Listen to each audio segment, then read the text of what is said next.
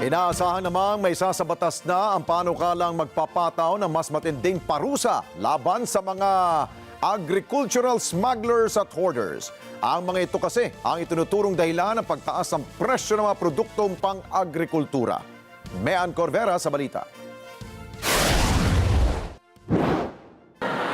Pirma na lamang ni Pangulong Bongbong Marcos ang inihintay at may sasabatas na ang panukalang gawing non-bailable ang agricultural smuggling.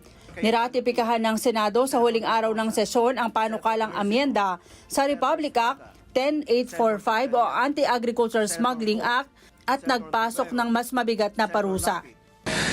Ayon kay Senador J.V. Ejercito na pangunahing may akda ng panukala, magtatatag na ng mas mabigat na parusa laban sa mga smugglers, mga hoarders at mga kaso ng profiteering at ang pagbuo ng kartel sa mga agricultural at fishery product. Bukod pa dyan ang ipapataw na multa na abot sa 1 milyong piso. Ayon kay Ejercito, makakatulong ang hakbang na ito para mawala ang mga peste sa sektor ng agrikultura. It will level the playing field for our local farmers. It will purge our land of profiteers, hoarders, and cartels. They are the pests who are choking our agricultural sector. This bill will uproot them and put them in jail where they belong. Kung agad mapipirmahan ng Pangulo simula ngayong June 1, makakalibre naman sa pagtaas ng toll ang mga truck na nagdadala ng mga produktong pang-agrikultura mula sa mga sakahan. Sa ilalim ng Agri-Trucks Toll Rebate Program, bibigyan ng mga toll road operator ang mga trucker ng rebate para sa mga pagtaas ng toll simula pa noong June 2023. Sakop ng rebate ang lahat ng mga truck na nakarehistro sa Food Lane Accreditation Project na pinatatakbo ng Department of Agriculture.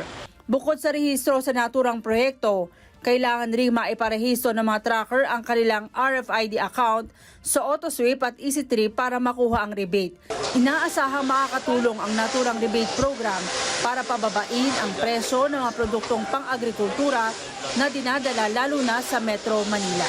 Mean Corvera para sa Mata ng Agila, matatag, matapang, matapat.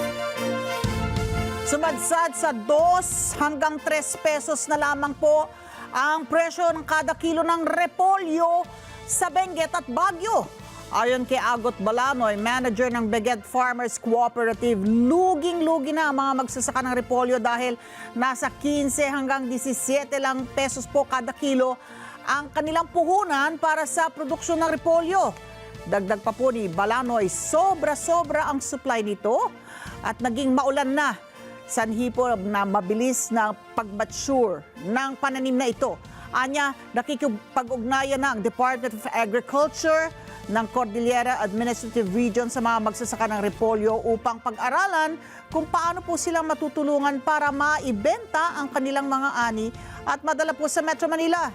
Sa kasalukuyan ay marami sa mga repolyo ang itinatapon na lamang po ng mga magsasaka matapos hindi maibenta kahit pa binagsak na ang presyo ng nasabing gulay. Maraming salamat sa inyo pong pagsubaybay sa Mata ng Agila Primetime. Para malaman ang matatag, matapang at matapat na mga balita, i-follow lamang at mag-subscribe sa @Net25 TV.